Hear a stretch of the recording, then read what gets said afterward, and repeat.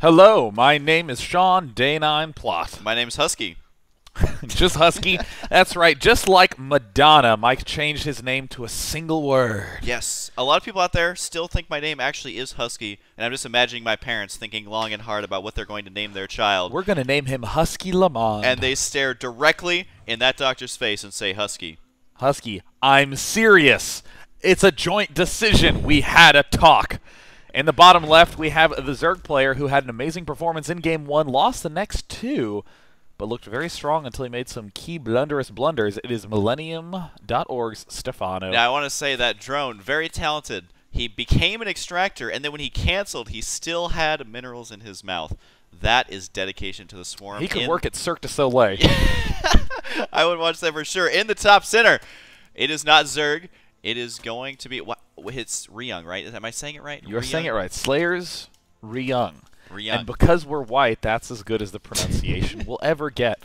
Absolutely. Now, Sean, you have a little story that you need to tell us, and we had to take a quick breather after that last game. That is correct. Now, I just want to rhyme hard for you, too. It looks like in the midst of us stepping away from the computer that the BattleNet connection did, in fact, begin to work once again. We actually got disconnected from BattleNet. Yes. It's amazing. We are in a studio recording, and it has internet going on and off. Now, let's briefly talk about the game. We have the drone doing the harassment at the front, no gas indicating an early expand, and of course Stephano, no gas in a pool and an early expand indicating an early expand as well. Yes. Now, in terms of the way caster dynamics work, if you've been listening to games 1 through 2, 1 through 2. 1 and 2 and of everything this in series. between.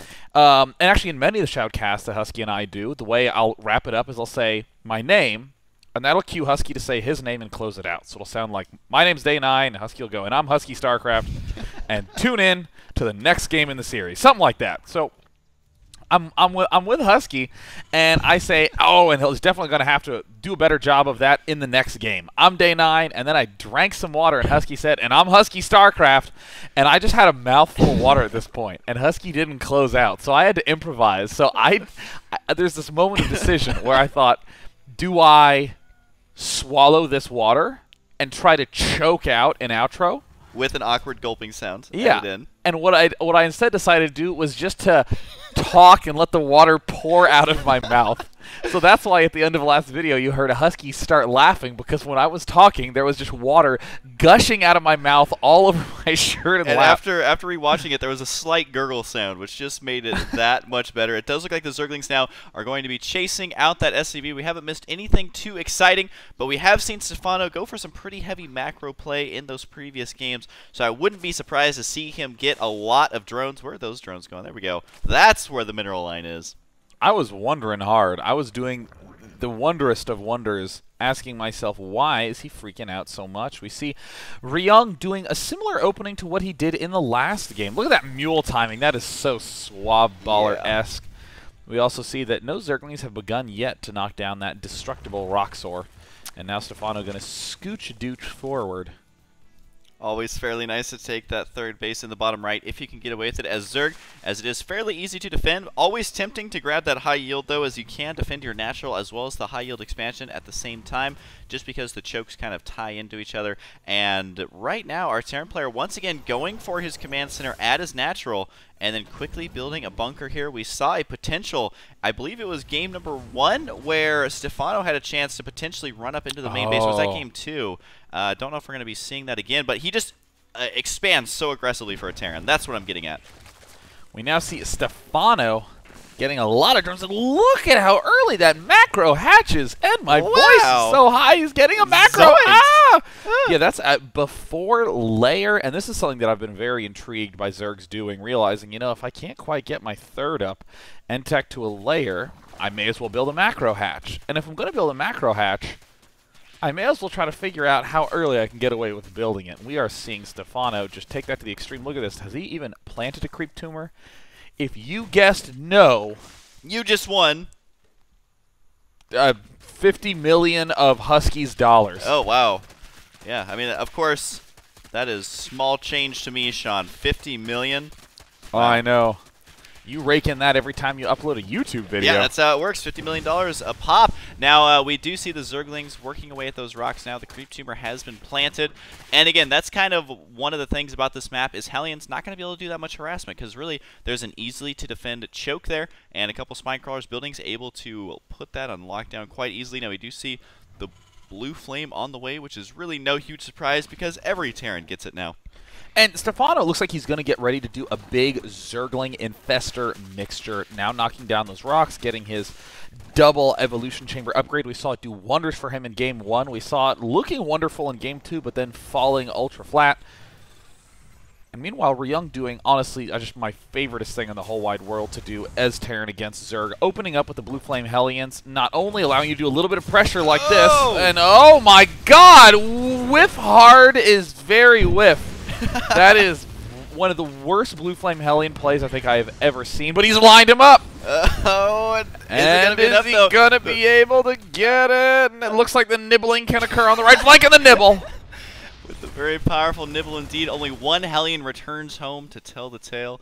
And that does mean Stephano's going to be in a commanding position, not losing any drones, not losing any Zerglings. He's going to see his third base as well. Oh, wow. Could force the liftoff, or is he going to go for the bunkers instead? Nibbles. Oh, he's going to go for the bunker as well as the workers. And it does look like Ryung is in a lot of trouble here. Needs to make sure to save these. And now can he get a surround? He does grab those.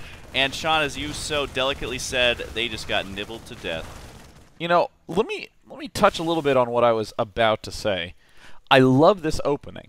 You go Blue Flame Hellion, a really fast third command center, and then you can transition into tanks. Tanks are very, very good as a defensive unit, and especially when you can pump them out 2 at a time. So since you're going to be getting a third, you want to be defending anyways.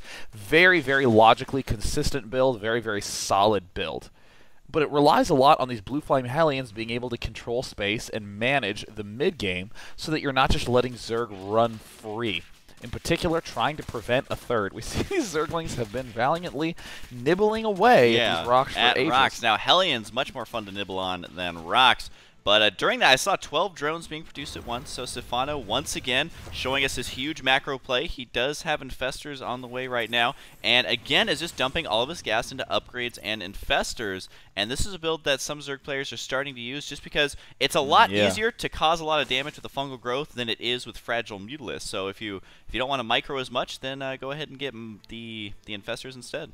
It's a very, very weird style to get used to if you've been doing Ling Mutalisk a lot. You're very used to these big positional battles and that sort of thing, but with the Infestors, you have to be using a lot of burrows. Your Zerglings have to be splitting up constantly to do counter-attacking. It's very, very fun style to do, very difficult style to execute well, but it is perhaps the most powerful Zerg mid-game, having a ton of Infestors. Yeah, we're going to have to see better control than we saw in those last games, as one misclick can immediately cost all your gas to just kind of evaporate out of this game because those Infestors, not only do they have very little HP, they also count as armored, so they take additional damage from Marauders, Siege Tanks, things like that. Now we do have the third base going down for Stephano at around the 12-minute mark. Sean, do you think he's going to be securing this high-yield expansion soon, or does he need to protect his third? I think that you can actually, very nice fungal. I think you can actually have hyper-accelerated base taking. This is just great, and look at Stephano already getting his hive up. You can have a very accelerated pace to this, and what's interesting is that players like Destiny go for a Infestor mid-game, where they have 12, 16, 24 Infestors out in the center of the field, but it looks like Stephano's using it more as a transition. He's getting enough Infestors and giving himself enough infrastructure that he can defend whatever's thrown at him, but this is not exactly the most aggressive composition, but he is going for the attack anyway, and will he get a Neural Parasite off? It looks like the answer is no. That's ugly. Yeah, the Neural Parasite just seconds away from completing, and with the stem on the right side, these Marines, I feel like they're chasing down the linebackers, trying to take them out, but there's the fungal growth, just enough energy. And I don't know how to compare that to football because, Sean, that would be a foul in football. Fungal growthing all over your opponents is just bad manner. And throwing corpses at him as well. We do see that the gold expansion is up right now for Ryung, and the question is, did he make himself enough unit-producing structures? It looks like the answer is not even close. You can easily support 3 more barracks than what he has right now, because gold expansions plus mules are awesome. With the excess minerals, we are going to see SlayerSRyung get himself a 4th command center. Also, a lot of upgrades on the way, as well as producing tanks 2 at a time. And we do have the Ultralisk Cavern once again on the way for Stephano. But once his high-yield expansion's up and running, he should be in good shape. But once again, he's at 1,300 resources. And I'm assuming he's going to spend those on the Ultralisk, but it just seems like it might be a little too much minerals in the bank right now. Yeah, I mean, even as Zerg, the gold expansion gives you just a ridiculous amount of income. It's awesome. We also see the Ultralisk Cavern has not yet begun researching that chitinous plating. The 3-3 have begun researching, though, and this is just incredibly quick upgrades from both players, but Zerg especially.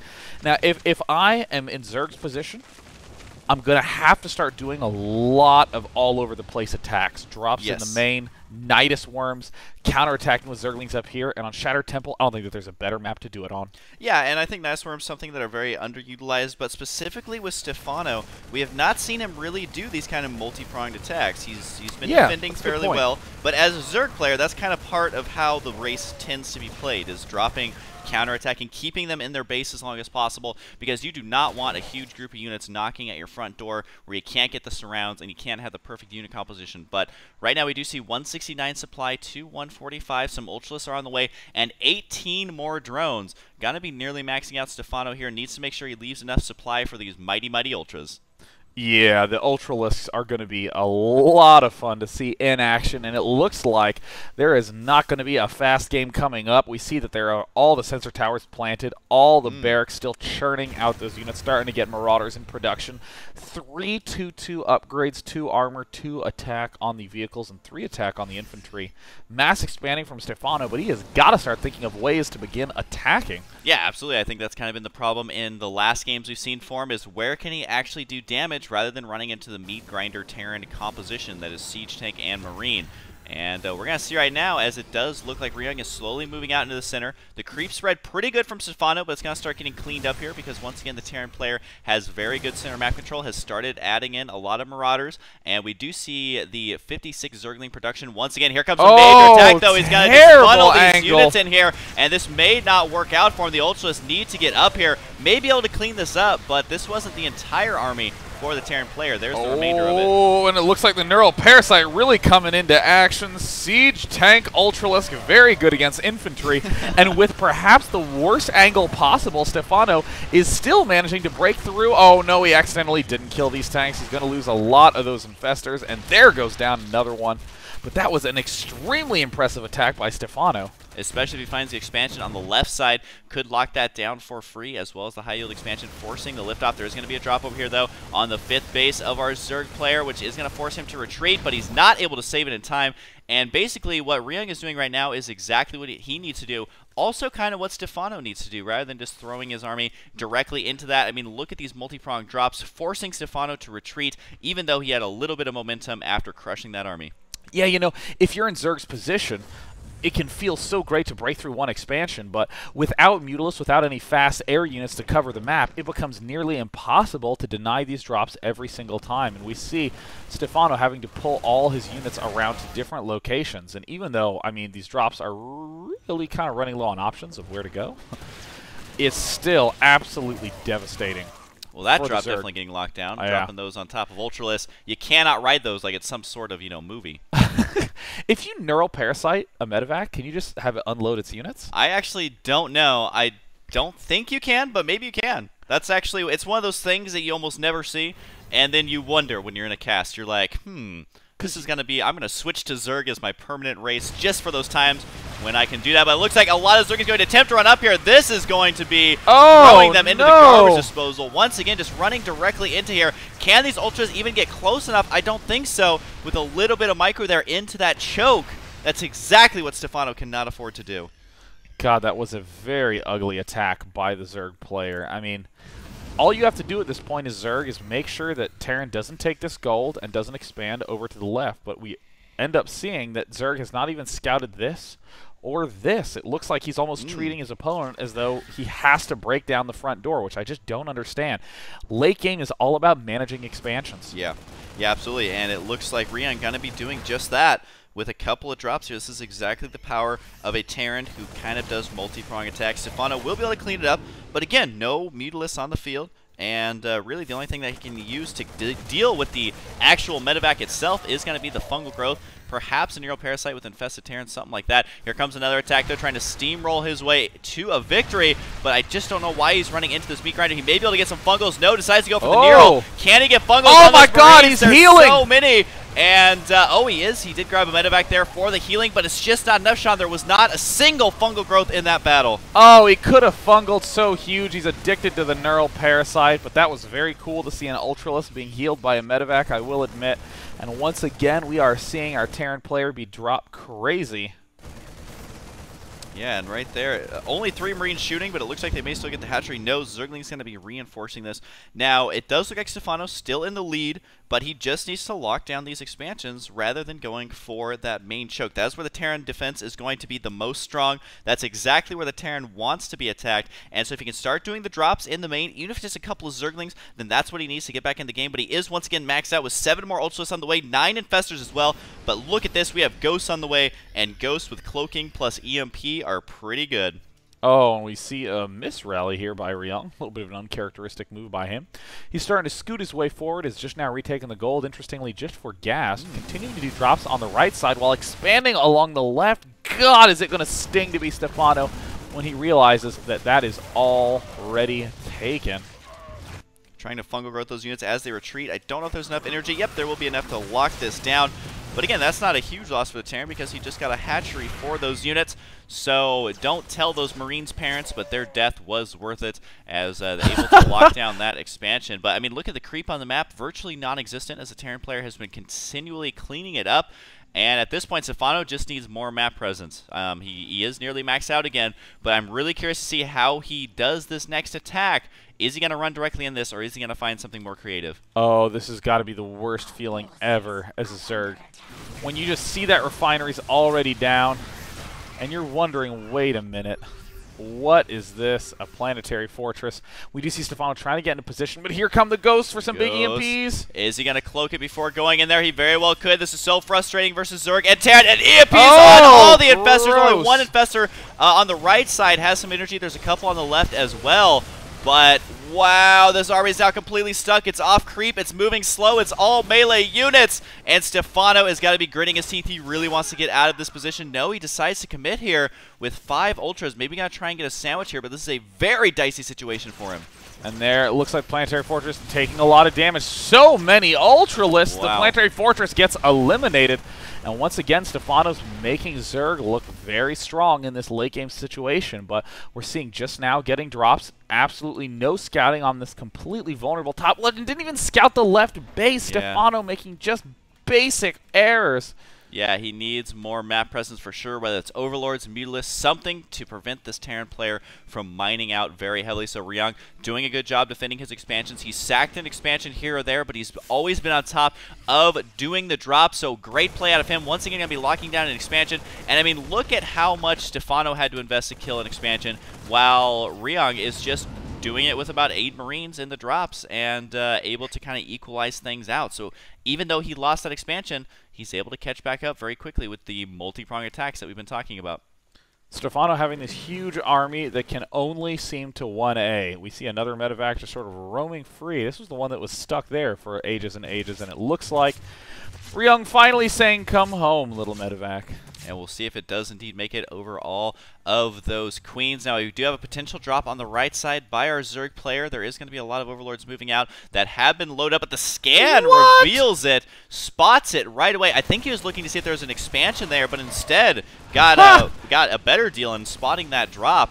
And look at this, already able to position himself, and oh no, the stamp focusing down. That one has an Ultra. This one has Zerglings. Oh my God, Stephano. That was the most brutal thing I have ever seen. That should just be illegal. The game should rewind and give Stephano a second chance, because that was just a terrifying loss for him. Yeah, I would use my replay hotkey Control-T to try to rewind that game back to the very, very start.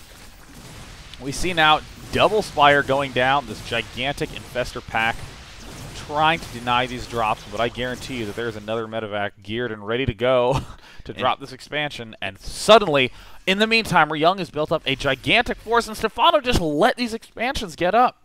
Yeah, and now the Terran player actually has a supply lead. You can see he can afford just to scan. Once again, Stephano has 6,000 resources. He's getting a double Spire, but he needs to have a maxed out army here if he hopes to crush this in the center. It needs to be something other than just Mass Ultra, but we'll see if he can get out enough Zerglings in time. He begins producing 58 of them right now, and this is why you need to be counterattacking a Terran, so he cannot just sit in the middle with every single unit that he has.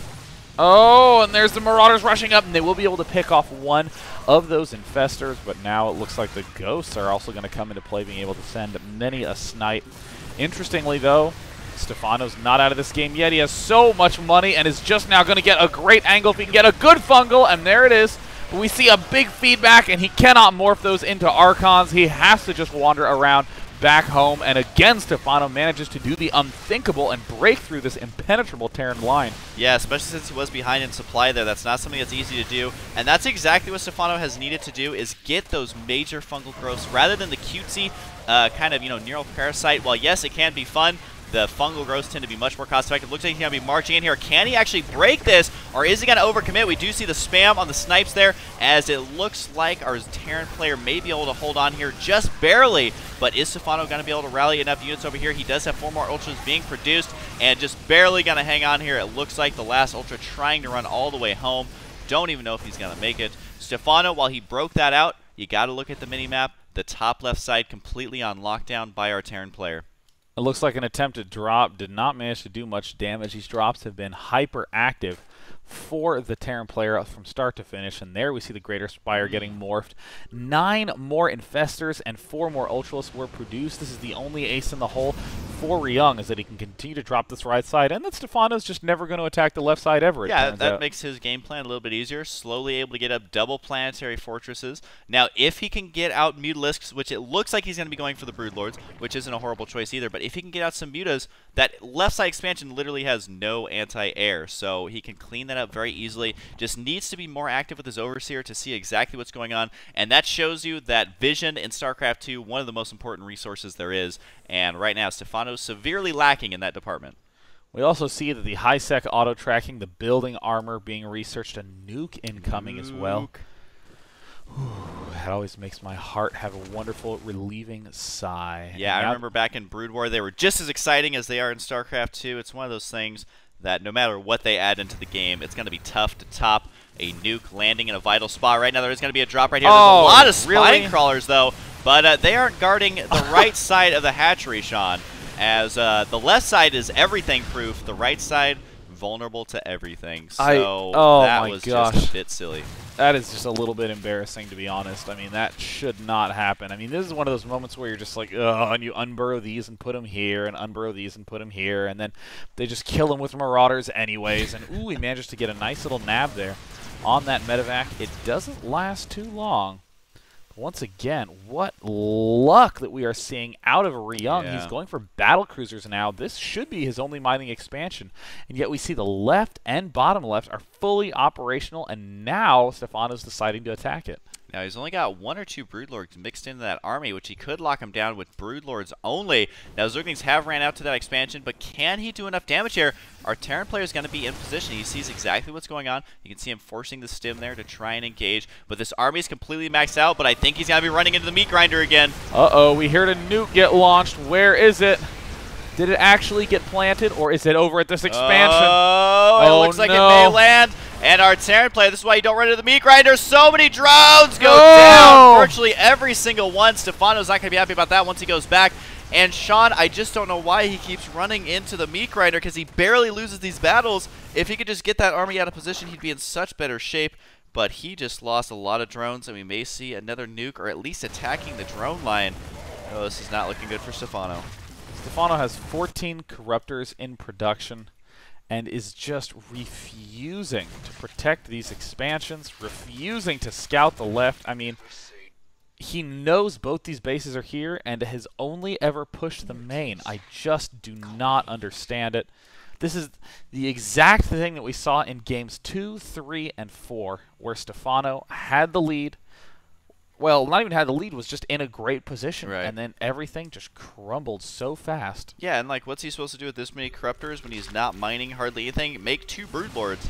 While he does have a lot of anti-air, which he can use against the potential battle cruisers, I feel like he just doesn't have the economy to back that huge army that he just threw away. I mean, that's a lot of gas. That was all Infestor Broodlord Ultra. That is not a cheap composition, which is why you cannot run it into those funnels. So I feel like Stephano definitely threw away any chance that he had of easily winning the game. I mean, he's not out of it yet, but when you have this many bases compared to a Terran having an equal amount and your supply is down, I mean, that's a very tough battle, especially with those 3/3 upgrades. And now there's the time to getting the Vikings up. We see the Corvid reactor, the ever so famous Corvid reactor, and someone actually explained to me that a Corvid, I think, is like a family of owls. Oh. As in like a classification of owls, not like, oh, look at that sweet little Corvid. You know, look like, at those with those like, A mothers and the B. Wait, a B is not a vowel, but I'm just doing the alphabet, man. That's all I remember from the ABC grade owls, school. man. Oh, and look at this timing. Right as he moves the 3 spine crawlers to the back, that's when there's actually going to be attack at the wall that was once the left. And now we're seeing the scan. We're seeing the 2/2 upgrades incoming. We see a good amount of Broodlords, up 7 now. The Corruptor count starting to dwindle as he adds on more Broodlords. But we do see that with the Hunter Seeker missile incoming, this could be just devastating. But also highly entertaining for everyone out there. The Seeker missile is a nail biter. It can either kill the whole army or do absolutely nothing and be a huge waste of an investment. Because you remember, you got to get the Raven as well as the upgrade, and that is a lot of ghosts. Once again, late game TVZ, very ghost heavy. You can cloak, use the EMP as well as mass snipe, so Broodlords don't look nearly as good as they used to. EMPing on the Infestors once again, which is going to make this army retreat. Oh god, few things are just more painful than having a bunch of no energy infestors. We do see that the drop has indeed retreated, and it looks like an advance forward. Looks like he is just going to go for it with no fungal growth. There's really nothing that the Zerg can do, and everything's getting sniped, everything's getting broodlorded, and it looks like everything will be sent by Stephano forward. All the Corruptors now stepping into the front line, stimming to pull back. Have there been any Hunter Seeker missiles thrown down? It looks like none quite yet. Oh no, they've all died. I think he was able to get it on the Broodlords, but they weren't clumped up, so the massive damage wasn't being dealt there, but there goes all the Corruptors, and that just shows you the power of the Ghost. Now the Marines can safely get under these Broodlords. And you know what? Stephano, he played very well. It's just those mistakes where if he would have locked down these expansions, his huge army would have been overwhelming. But this is what happens if you leave a Terran player on those bases. He does have the fusion core, but no battlecruisers that I can see on the field. Well, he just wants that option, I guess. I still cannot emphasize how disappointed I am to see Stephano not dealing with these expansions at all, seeing this mined out, seeing this starting to run low. I mean, it just makes you play the what-if game. What if Stephano had just done the simple act of clearing out these left bases and leaving one Zergling here and one Zergling here?